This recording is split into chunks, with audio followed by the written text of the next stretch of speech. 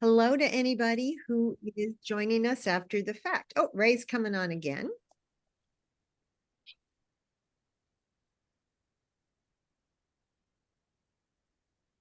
Really sorry to hear about Marietta, but Oh, I know. once they take one of those big falls, Mhm. Ray, you and your alter ego are here today.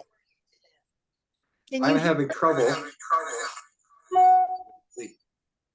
Let's see if is that better? I could Yep. not get sound for a while. Can you hear me now? We can. Yeah. You can hear I us? can't hear you. That's the You problem. can't? We can So hear I'll you. rejoin. I'm going to cut this, leave here and rejoin on another device. Okay. Okay. Sounds good. Yeah, I agree, Jackie. A fall like that, it's just, especially at her age, you just can't come the back. beginning of the end. Yeah.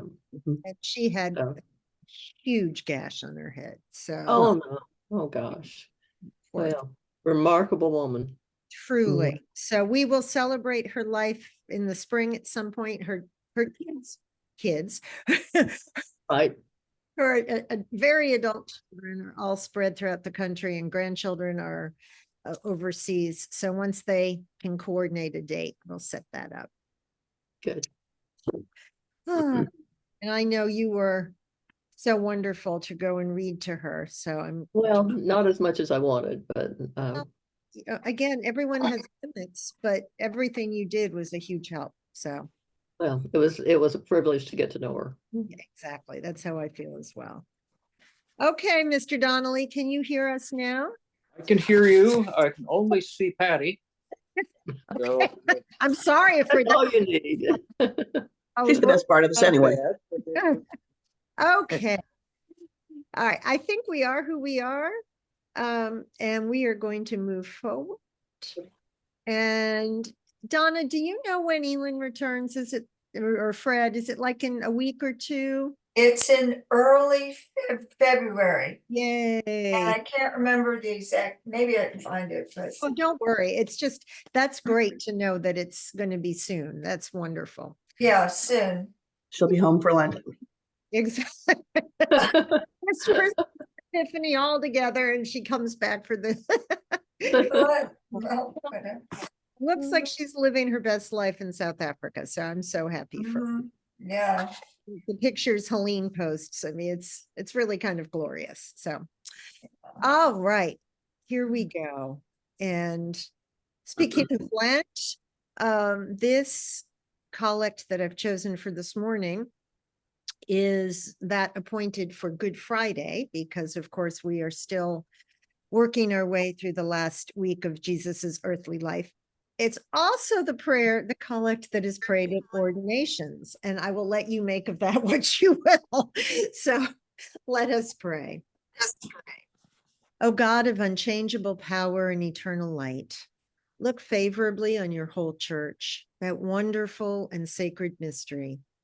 By the effectual working of your providence, carry out in tranquility the plan of salvation.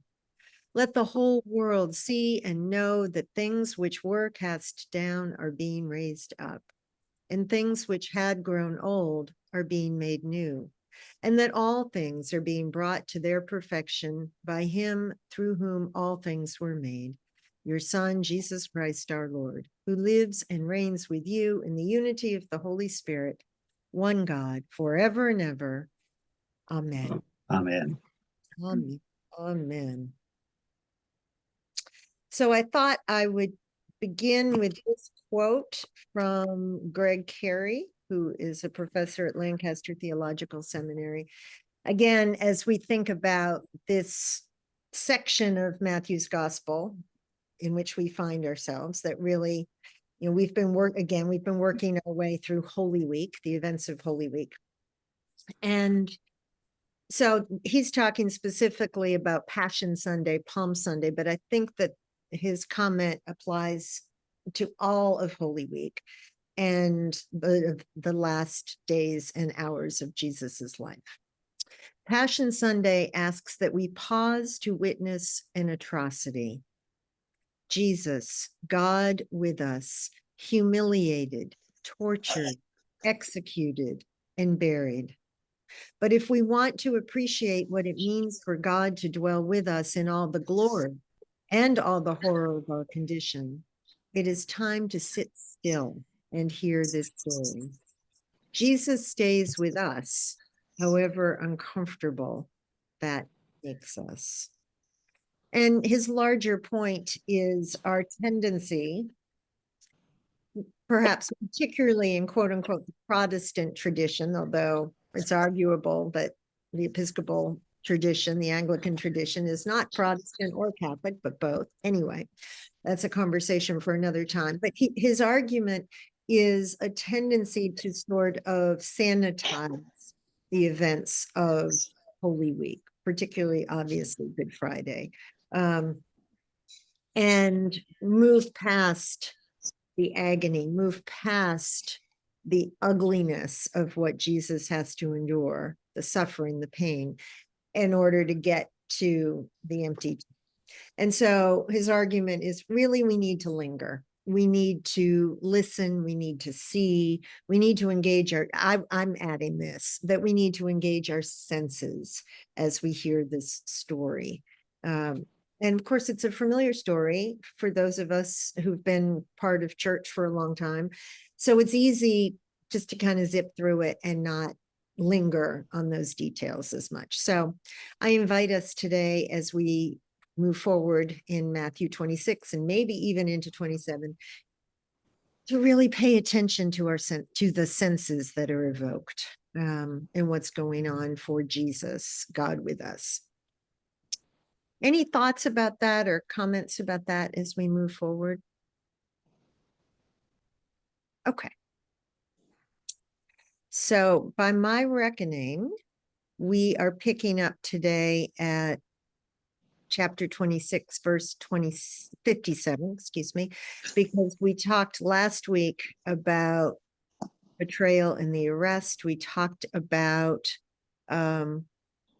one of those with Jesus trying to cut off the ear of or not trying to, but cutting off the ear of the slave of the high priest. And we talked about, is that really a sword? Is it a dagger? And we looked at this image from Giotto. Obviously, there are lots of images out there. This is just one.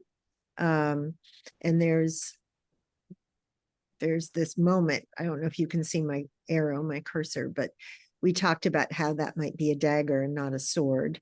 And we looked at the Greek, and that may be a better translation than sword. Anyway, so that means that we are moving forward with Jesus before the high priest. Let me close out. Can I, to show that I watched the video, can I do 3 quick things from Yes, last week? please. 2 from the gospel parallels, and not to talk about, but just to throw in, and 1 from the Yale New Testament professor. Yay. In the video, we discussed that that you broke from the Old Testament, and this was somehow new and a break. I think the Yale guy would say, no, it says the Son of Man in there is going to be betrayed. And about 15 verses before, you talked about the Son of Man being the slave and the disciples being with the Son of Man to judge. So, that tends to ring an Old Testament bell, at least for this audience. The ear. Mark, you just cut off the ear. Luke, you cut it off, and Jesus touches it and heals it. Matthew is the only one who has lived by the sword, die by the sword, bring the 12 legions or whatever. That's all Matthew construct. And then finally, at the very end, where we get the people have come, they're taking Jesus away, and the disciples deserted and fled. Mark is the one. I know Ellie and I remember the naked guy running away in his linen cloth that got put in Mark, but is in nowhere in Matthew or Luke. Excellent. And one of the things we were thinking last week is that, thinking about Mark's version, that this guy here may be grabbing the coat of the one running away, and that may be why he winds up naked because the coat comes off. That was our speculation last time. That's very helpful. Thank you, John. And you get a gold star. You've demonstrated you're following along. So yay. Don't want to fall behind, but I don't want to slow us down either. You're not at all. Any thoughts about what John shared, especially about the ear? I think Matthew being the only one who has Jesus saying this, all who take the sword will die by the sword. Any thoughts about that? As we think about Matthew in particular? I had read one commentary that said when Jesus was growing up, the Romans had crucified about 2,000 Jews in revolt just down the road. And, the theory was that this helped to mold Jesus's nonviolent approach, that he realized he was never going to win militarily against the Romans. And the point was not to overthrow the empire, but just to go, lying flat, if you are following what's happening in China these days. Go sideways. Don't confront them militarily, but don't yield to them either. You're just taking a different path. And again, I think as this rest of the sections that we're going to read today shows his opposition was primarily with the temple authorities, the priests and all, and he wasn't explicitly going after the Romans. The Romans had an investment in the temple hierarchy because it helped keep the peace there. But you don't have to argue that he was out to overthrow the Romans. He was working on the religious establishment. He was a Jew. Yeah, notice that. Yeah, the Romans, and by this point, the Jews, while they didn't accept it, were kind of used to the fact that one empire after another came tromping through. They were, but we also know that the Romans were bringing in extra troops for the Passover holidays because of the unrest, and it was religious linked unrest. So I don't know what else to make of that. Well, Rome was an empire. Yeah. Which means it didn't govern, directly necessarily. It governed through proxies. And the temple and Herod were the preferred proxies. And to overthrow them was to overthrow the Roman Empire. And not necessarily, but that really isn't the point. The point is that the people who were pissed off were the temple authorities. The Romans weren't paying attention to him that we know of. No. And I think that's, clear. Certainly it's made clear when his interview with Pilate. Yeah. Who doesn't really want to, Pilate doesn't want to kill a pacifist. He's got enough people who want his intestines strung from the nearest lamppost that he would like to encourage more pacifism in the Jews.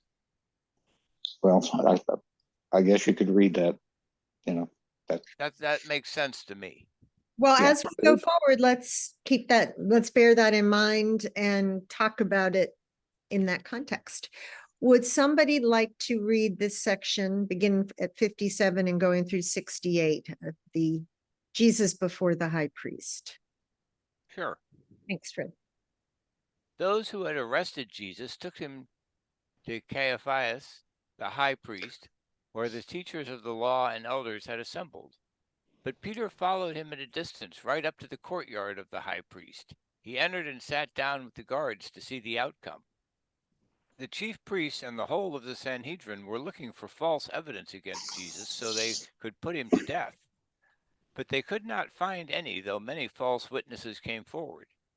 Finally, two came forward and declared, "This fellow said, I am able to destroy the temple of God and rebuild it in 3 days." Then the high priest stood up and said to Jesus, "Are you not going to answer? What is the testimony of these men are bringing against you. But Jesus remained silent. The high priest said to him, I charge you under oath by the living God, tell us if you are the Messiah, the Son of God. You have said so, Jesus replied, but I say to all of you, from now on you will see the Son of Man sitting at the right hand of the Mighty One and coming on the clouds of heaven. Then the high priest tore his clothes and said, He has spoken blasphemy. Why do we need any more witnesses? Look, now you have heard blasphemy. What do you think? He is worthy of death, they answered. Then they spit in his face and struck him with their fists. Others slapped him and said, Prophesy to us, Messiah, who hit you? Thank you. Lots here. Where do you want to start?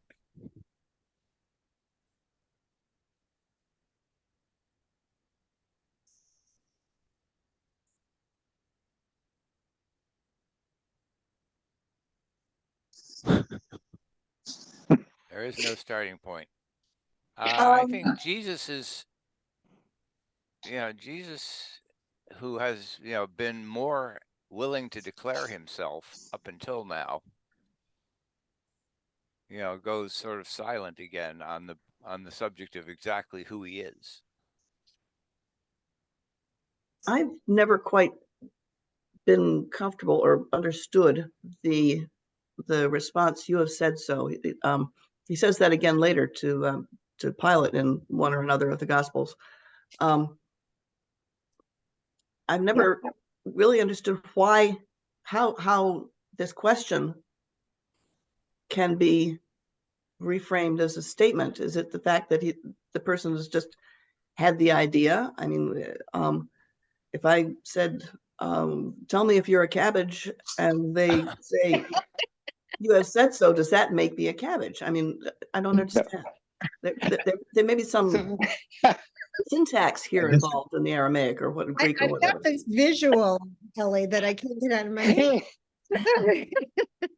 So I've got the gospel parallels, and in Mark, are you the Christ, the Son, the Blessed? And Jesus said, I am. While That's more Luke straightforward. says, if you are the Christ, tell us. But he said to them, if I tell you, you will not believe. And if I ask you, you will not answer. More cryptic. So three different versions of how exactly he responds. Excellent. So if Mark's is the first, and he says, I am, why might Matthew and Luke, but we'll focus mostly on Matthew, why might Matthew shy away from telling the story? Matthew is talking to the Jewish community, where this would be, a larger reach than perhaps to the Christian community. What do you mean by larger reach?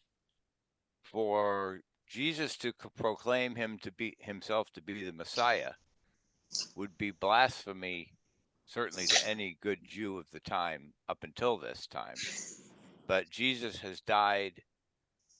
He hasn't done, many Messiah-looking things that the regular people would have expected. So, having him tone it down a little bit is a way to keep his Jewish audience, from being too hostile.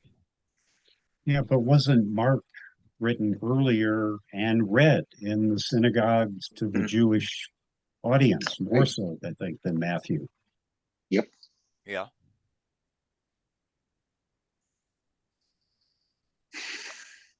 Donna, you were going to say something a moment ago. Oh, I don't know if this is the time, but Amy Jill says, this couldn't have happened because of all of these technical, it says that the historicity of the Sanhedrin trial, which is not attested in John's gospel, is highly questionable. It would have been illegal, since hearings were forbidden on festivals. In addition, the court would not ordinarily convene in a high priest chamber, nor could a criminal be condemned to death in such a speedy manner, since ordinarily 1 full day must pass before a capital punishment is meted out. Hmm. And so, I mean, sometime I guess we have to talk about why would this detailed story have been cooked up and passed on so in more than one gospel. Great question. I find there's a little bit of a difference in tone when Jesus comes to Jerusalem. You know, the theology starts taking a more prominent place over the just Jesus's teachings and his moving along as a rabbi and a teacher. And to me, that makes sense. As he gets closer and closer to the cross, that the narrative would become more theological. I think, yeah. Yeah, it's become more theological, but it also means having been written, 70, 80, no, 40 or 50 years after the fact, Mhm. that it would be skewed towards the theology of the day. Mhm. Mhm. Yeah, we always, and I'm glad you said that, Fred, because we always have to bear in mind that these aren't immediate accounts, written days or weeks or months after Jesus's death and resurrection. There is a long, broad gap between the Christ You event. cannot find the YouTube recording of what happened. Right. Right. And so, I wanted, go ahead, Ray. I was just going to say, pondering Amy Jill Levine's interpretation that Donna brought up. I think it's helpful, but I'm wondering, do we trust the historicity of the idea that the Sanhedrin, the hierarchy, was actually behind this at all? And if regardless of whether it was on the fast day or feast day or the legalities involved, this sounds like a midnight star chamber proceeding. If it is not legal by verifiable means, I can absolutely understand that. But then you have to ask whether it happened at all. Mm-hmm. And I tend to think it did happen, but that really raises the question. I have a question. I've just opened to John, and John has Jesus being interrogated by the high priests, struck, slap, all that stuff before going. So I mean, it's attested in all four of the ones. And if Amy Jo Levine is saying, well, it had to be done in one day, I mean, I think we've seen enough judicial proceedings and things being railroaded through where technicalities of 24 hours and that kind of stuff don't stand in the way. Particularly if there was a riot brewing and they were worried that, this was going to get out of hand before they could follow the legal niceties. Well, and they had been plotting for days and days, if I remember. They were looking for a reason, but they couldn't grab him in the temple. Right.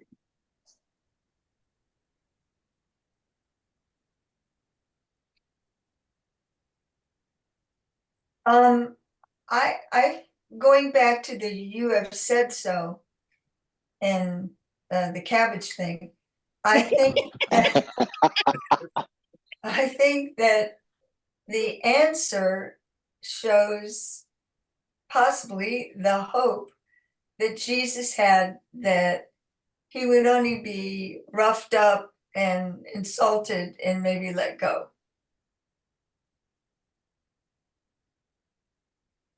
Because he doesn't want to give them positive evidence to use. Yeah, if he proclaims himself the Messiah, one, he has broken all kinds of blasphemy laws, And two, the Romans are going to string him up right there and then, because he is being the Messiah would threaten their earthly temporal power.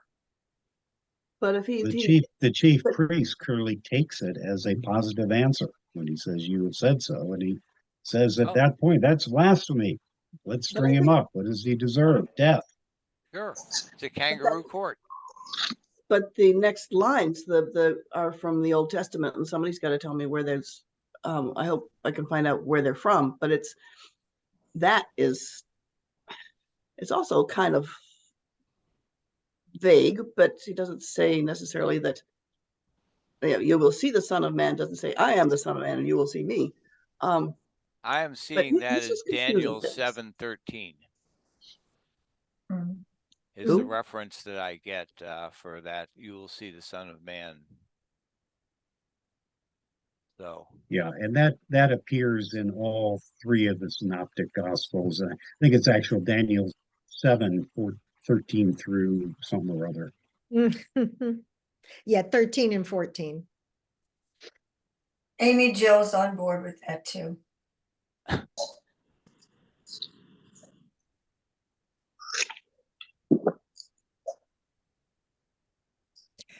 Do y'all mind if I take us back a little bit to verse 58?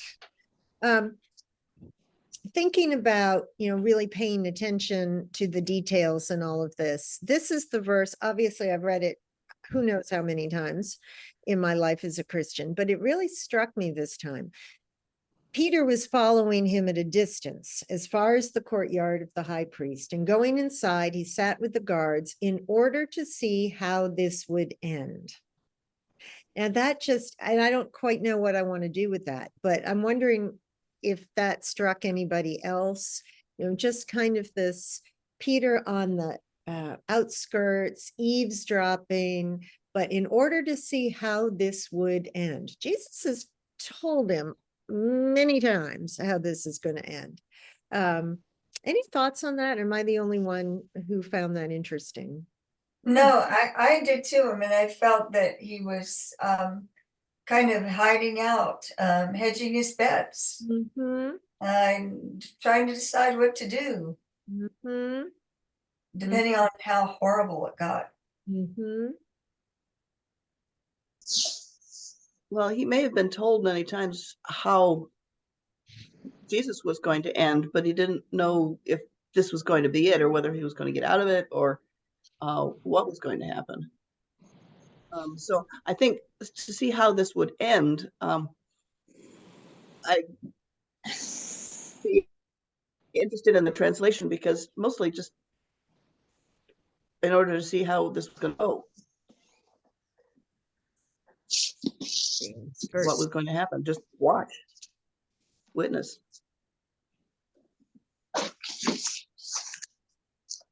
He sat down with the officers to see the outcome. Let's take a look at the word outcome. Telos, end. Yeah. So interesting getting this visual of Peter, kind of scurrying around, paying attention, not with Jesus though, sitting with the officers, I find interesting. Very human, right? And I love Peter. And this just to me seems like yet another moment of him processing what's happening, trying to figure out, is this, can I screw up the courage to go forward with Jesus?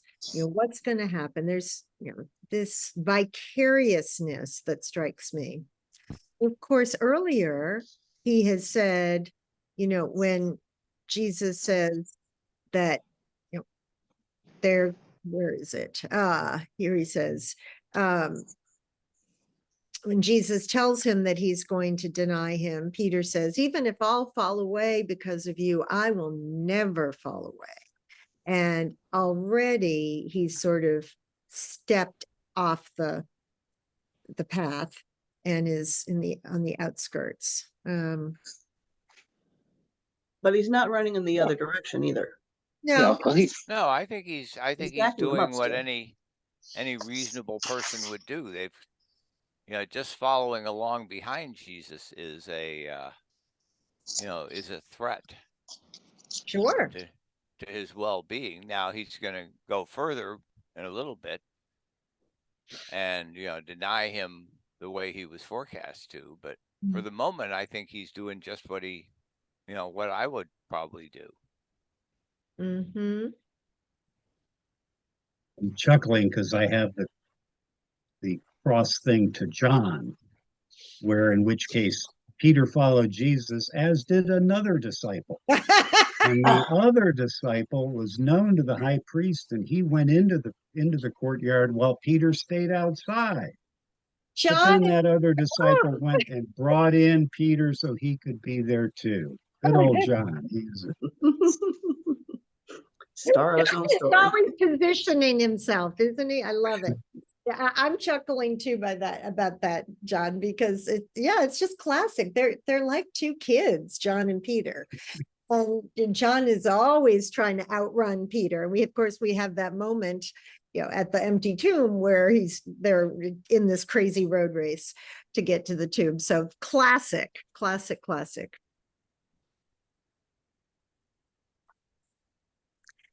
Well, I appreciate people's desire to defend Peter. I just have to point that out, though. I have to underscore that in order to see how this would end. He's not quite ready to commit. I get it. I don't know that I would be that far, but I'm not Peter, and I haven't been walking with Jesus and just promised Jesus a few minutes ago, I'm not going anywhere. And already there's just this pause, this gap. So I just wanted to point that out. Anything else about this section, this dialogue with Caiaphas?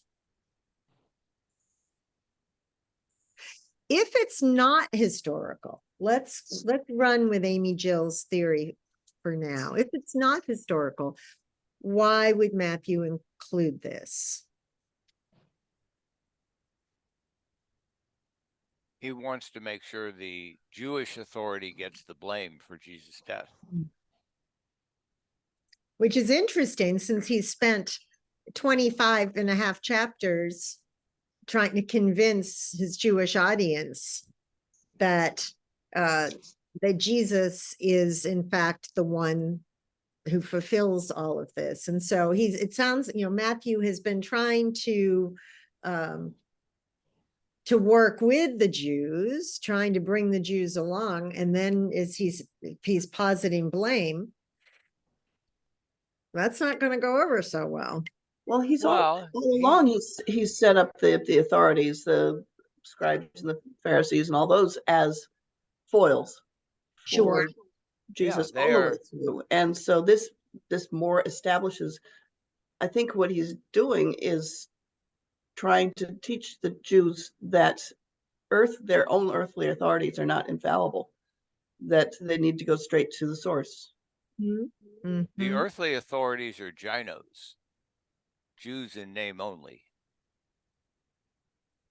So he is trying for the man in the street, and he's undercutting the Jews who are the authority. The power structure is trying to toss the Christians out of the synagogues. So once again, I'm just going to remind us that the term Christian is anachronistic here, right? That has not come into being yet. So you can say Jewish followers of Jesus, maybe.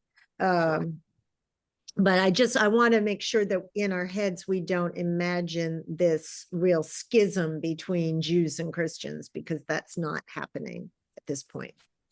At this point, I think it's Matthew trying to draw the actual believers of the Jews away from this false authority of their chosen authorities are not true leaders, not leaders that Matthew is hoping that the followers of Jesus will obey. Was that vague? Well, there may not be a schism, but certainly the power structure And you can see it, in the writings of Paul as well. The power structure does not like the Christian theology. There is no Christian theology at this point. That's the point. Yeah. Well, there is a theology out there. Hasn't been formalized, but Well, the Christians, the neither- followers of Jesus say he is the Messiah. That's the theology that Yeah. the power structure of the Jews is trying to tamp down.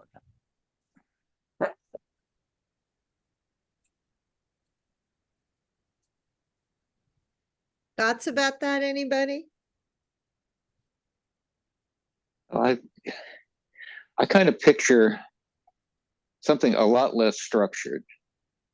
And I can picture, and I don't know if it's historically accurate, but Jesus as one of many rabbis operating in Judea at that time with a set of followers, like a guru in the Hindu tradition, a religious figure, a spiritual figure who attracts followers, and they begin to organize, but they aren't there yet. They're a swarm, but they're not an organization. I like the word swarm. Yeah. But And that they could be a are, threat. I mean, as the swarm grows. well, they're enough of a threat to the Jewish leaders that they get Saul of Tarsus and send him out to take care Yeah. of these guys. Exactly. And stone them. Yeah. I mean, they're willing to kill the people, the followers of Jesus. Sure. So I don't. That is yes, that is absolutely right, and that happens Question is after that. the resurrection. Yes. And if we, and the, I as we were talking this morning, it just occurred to me, we're talking about the crucifixion and the focus of that. And was the resurrection a slap at Rome for the execution, or was it an endorsement of everything that led up to that, the whole of Jesus' ministry and lifetime? And I think it's possible that it is much the former as the latter. I was just going to Latter is say, the former. yeah, in my mind, it's both. Yeah. Donna, were you going to say something a minute ago? Okay. No, Your green box, your box lit up in green. So I just wanted to make sure I gave you a chance to. What else?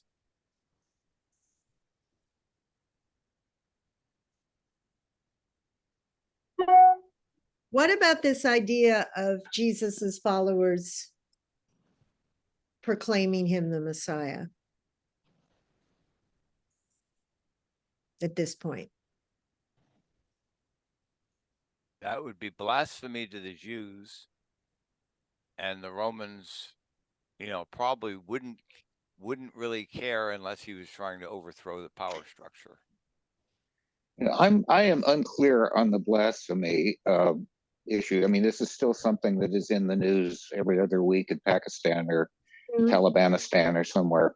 Somebody else executed for blasphemy, but I am not seeing a direct line here between, okay, this guy is recognized as the Messiah and a blasphemy, as if they believed, if they did, that the Messiah was predicted and was going to come. It doesn't look to me like an automatic blasphemy if you're operating from scripture, but that I just don't understand that. In traditional Jewish Hebrew thought, the gulf between God and man was just insurmountable. So to declare yourself to be, God was something, it was the same thing the Romans did. It was putting yourself up there, and that was blasphemy. Well, that's, I understand that, but I am also looking at the use of the word Messiah as the one who's come to rescue, or a secular king, and that, as predicted. And that is not a claim to be God. It is a claim to be sent by God, perhaps, but is not a claim to equality with God.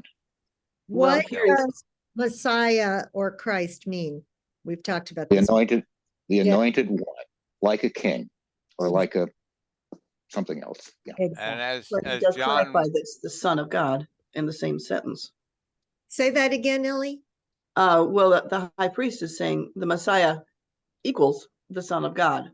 And Right. therefore, The are high you priest saying is that saying- you are the Son of And Yahweh? how And does- yeah, and Jesus responds, "From now on, you will see the Son of Man seated at the right hand of power." Interesting.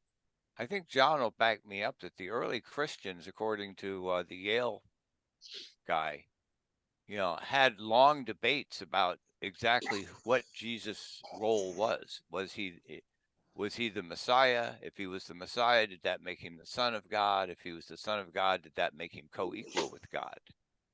These things weren't settled for a Well- very long time.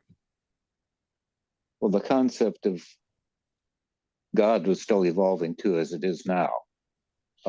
And the coming out of the pagan world, the definitions and understandings of God were A, tribal, B, perhaps local, not the kind of monotheism that we have now.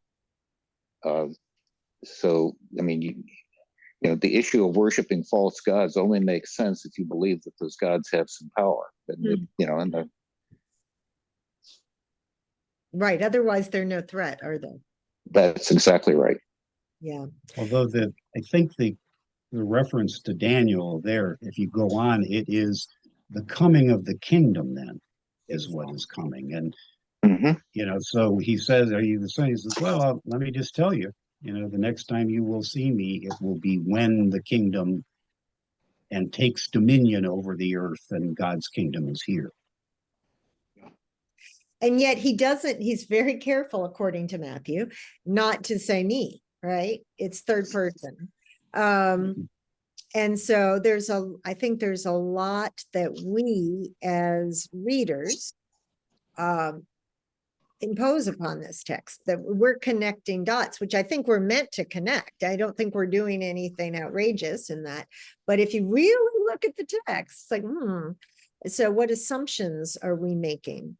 And then going back to what Donna shared with us about, what Amy Jill wrote. Okay, so if this is not historically accurate, then, going back to Ray's question about blasphemy, why would this scene be included?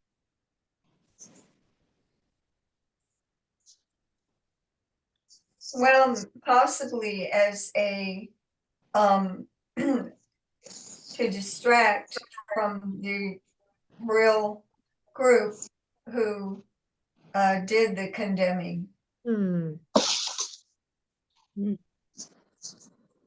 Well, remember, Matthew is going to increasingly condemn the Jews as this goes on. To the Not as point much of as John.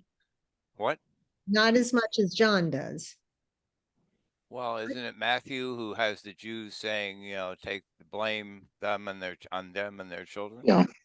I was reading a paraphrase of this yesterday, and they were much clearer that it was the religious authorities and not the body of Jews as a whole. After all, Jesus' followers were all Jews too, and they weren't clamoring for anything.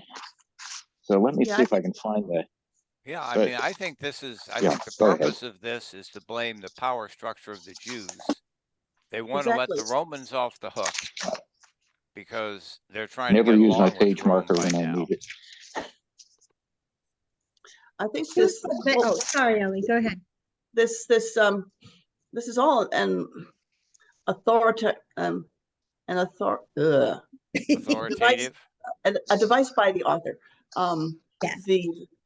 He's doing kind of a Hollywood telescope of the events, as Amy Jill says. No, this would normally take a couple of days, but no, he's compacting this for a point, and he's including this segment for a point. Yes. He's setting up the conflict, the authority between the believers and the authority that they should be obeying. But I mean, the antagonistic authority.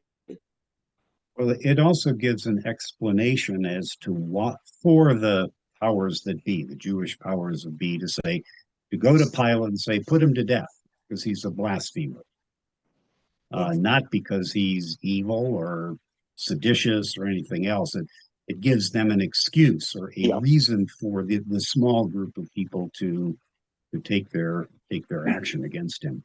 Exactly. And of course, Jews were not allowed to put anyone to death, obviously. And so to be able to say he has blasphemed, that is that's a different layer of sin, right? A different level of sin, because now it's directly against God. Yeah. And so, yes. And I think Ellie's point about it being a device by the author, the person or persons whom we know is Matthew, absolutely. Because, again, bearing in mind that every gospeler has a particular voice, agenda, desire to craft the story in a particular way.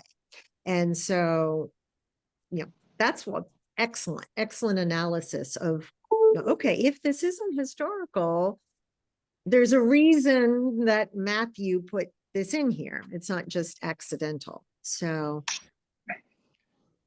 in support of Ellie's point there, I years ago read a commentary on, I think it was John's Gospel, but it included the others, that even the date of Passover doesn't fit exactly there, and there are a number of things around the event that are historically out of order with the calendar and the way things were done. So it which speaks of dramatizing a story, telescoping it is a wonderful word, exactly. For the point of emphasis. Authorial. Yeah. Yes, Yeah. authorial. That's it. Even Absolutely. the start of Matthew with the census is historically wrong, Exactly. Yeah, But there's and, things. but it makes a much better story. Well, and we read the gospel not to get a history, right? This is, not meant to be a historical account. It is a spiritual, theological account. And so the narrative has authority in and of itself, right? And this narrative has been handed down over the generations and therefore has shaped the church, has shaped believers, by virtue of having been included in the canon. So, whether it's absolutely historically accurate or not, and we know that it's not, and that's not really that's not the project here. That said, it has voice, it has authority as a gospel in and of itself. And even with the discrepancies, though, I'm perfectly willing to believe the account of being kangaroo courted by the authorities for this. Whether it happened on a Tuesday or a Wednesday is really irrelevant. Mm-hmm. Mm-hmm.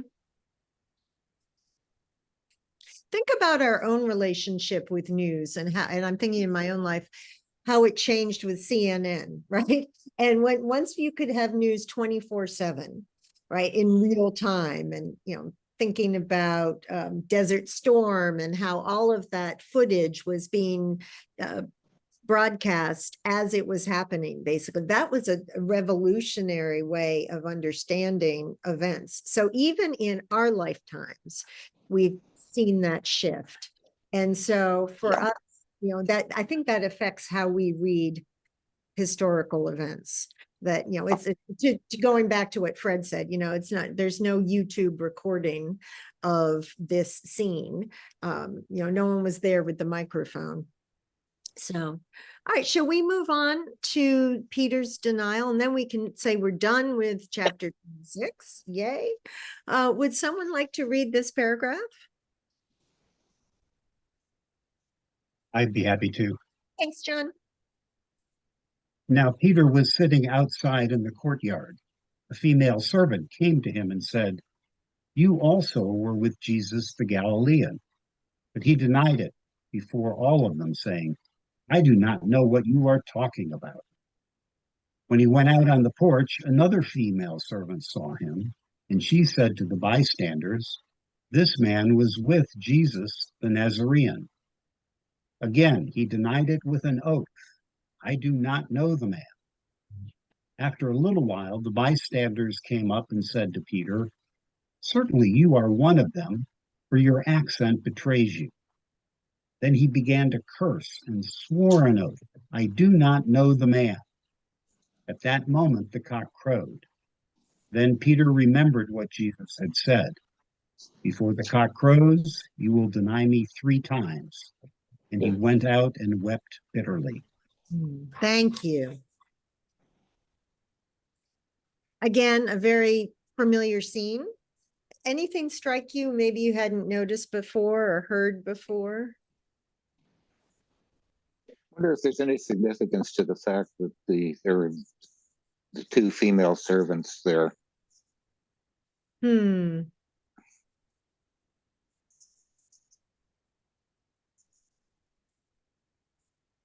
I can't read a significance into it, but it's not. It's unusual to specify the sex, the gender of a bystander or anonymous person. We're hoping Although it's I not guess misogynistic. it could be they just are the ones who go in and out and would, have had reason to go in and out as opposed to all the grandees who were convened in the chamber.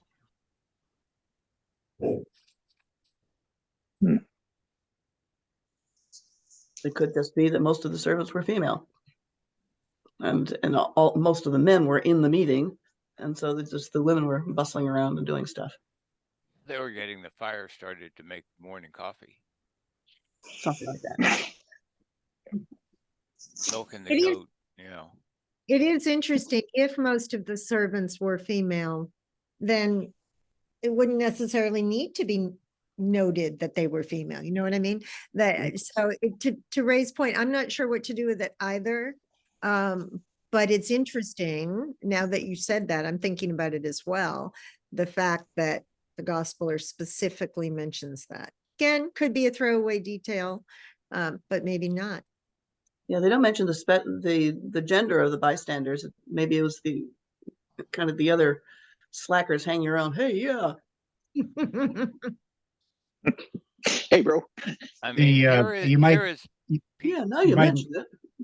You might look at the Greek because my translation says maid, and I don't know, whether maid or probably is female servant, but maybe there's something else. Let's see. Servant girl. There's no, Servant girl, okay. yeah. But let's- in the previous, there we Okay. are. No, there's servant girl. A young girl, a damsel. Here, sorry about all this. A maidservant, a young female slave. A maidservant who has charge of the door. Could be it.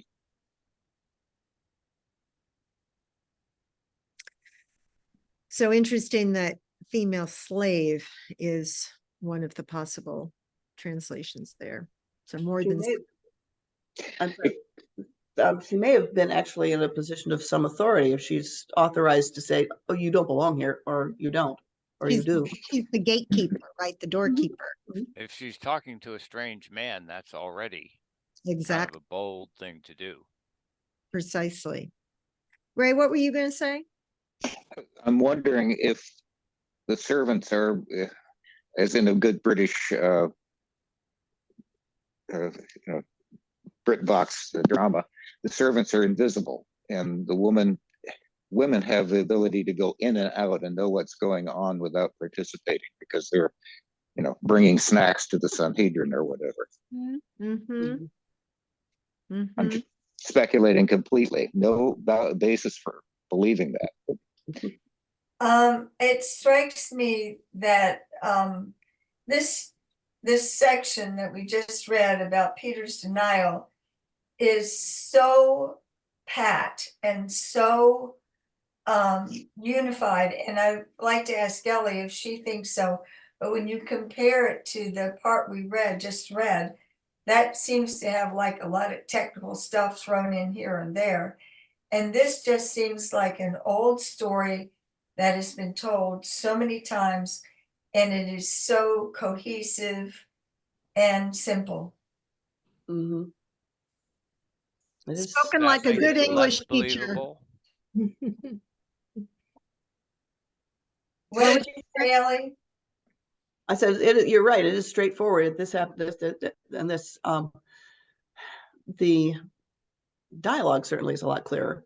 Mm-hmm. It just has one point and that's it. Yeah, you are, I'm not. I'm just wondering what the point of this story is, Hmm. other than the fulfillment of Jesus' prophecy that it would happen. Why does he have Peter deny him? Great So question. that Jesus, from a dramatic standpoint, Jesus has to stand alone.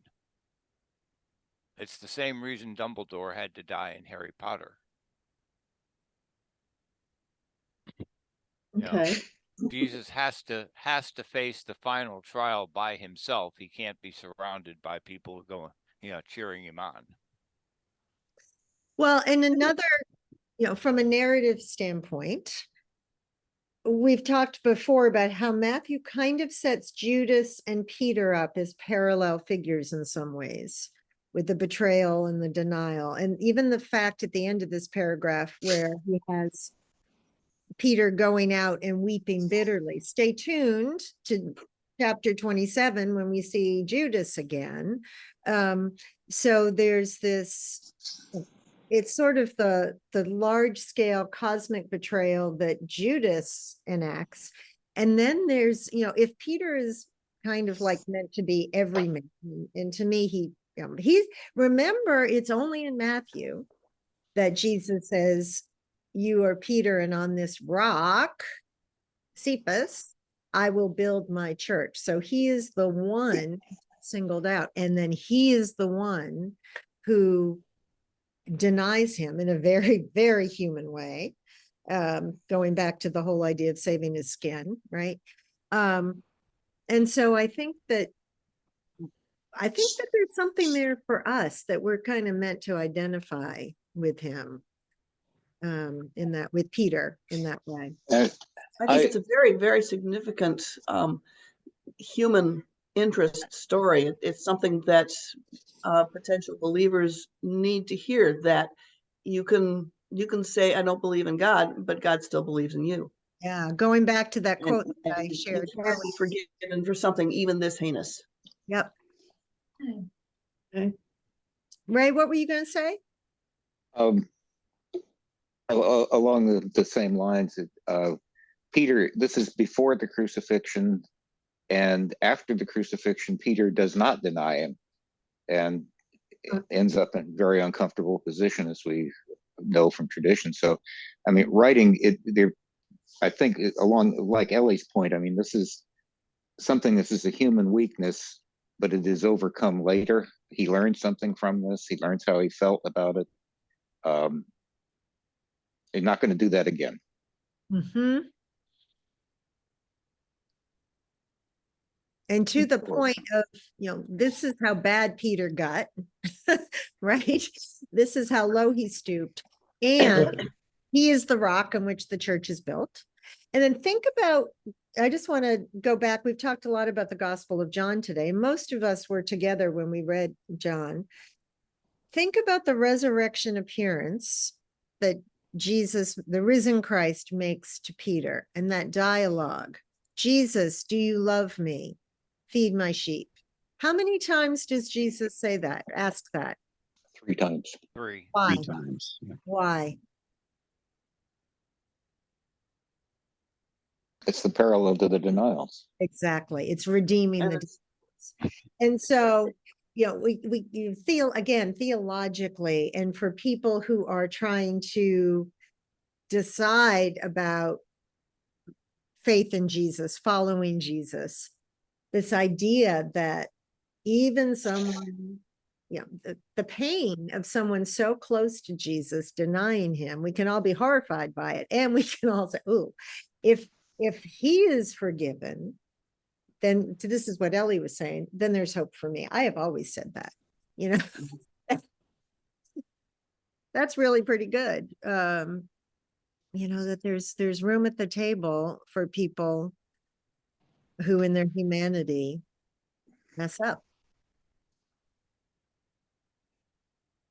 I'm having trouble putting this in exact words, but it seems to me that the resurrection changes Peter's situation, and all of the disciples' situation, from being followers of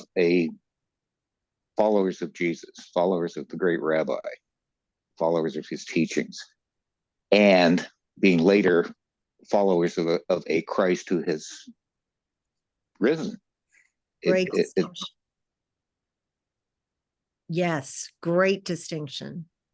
The divine element does enter there. And after witnessing the resurrection, whether up close and personal or at a distance, Yes. that changes him, right? Yeah. As we And wrap, it's supposed to change us, but that's exactly. Bingo. As we wrap up, I just thought I would share a few 17th century images of the denial of Peter. This first one by Caravaggio. I wish Mark were with us because he loves Caravaggio like I do. Then Rembrandt.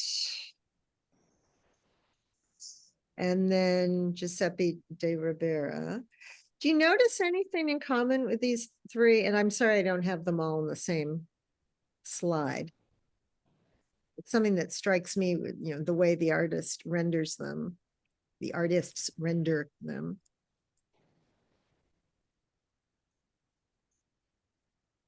I'm noticing. Oh, go ahead.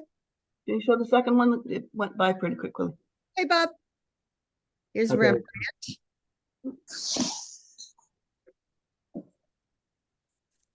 And then de Ribera. Why does Peter have his hands crossed all the time? That's who, me? From body language, that's very defensive. Yeah, it is very defensive. The other thing that I notice is just the light on Peter's face in each case. yeah. Rembrandt, it's Yeah. amazing. It's emanating. You can feel the heat from the light. And then, oops, sorry, I went the wrong way. And then likewise, Caravaggio. But you're absolutely right. In each case, you know, it's a defensive posture. You're like, you talking about me? And He's in the spotlight. What's that, Ellie? He's in the spotlight in all three. Yeah, exactly. Exactly. Yeah. That Rembrandt, look at that. Look at the light. Can't get enough of that. Anyway, just always like to have some visuals to augment our conversation. Well, we finished chapter 26. It took weeks, but it's a very long chapter. So I think it deserved weeks. Next week, we'll pick up with 27 and we'll continue our march to the cross and the empty tomb and beyond. So thank you all. Great conversation as always. Thank you. Patty. Thank you. Thanks, Dave. See you Sunday. All righty. Thank you. Bye. Bye-bye. Bye. Bye.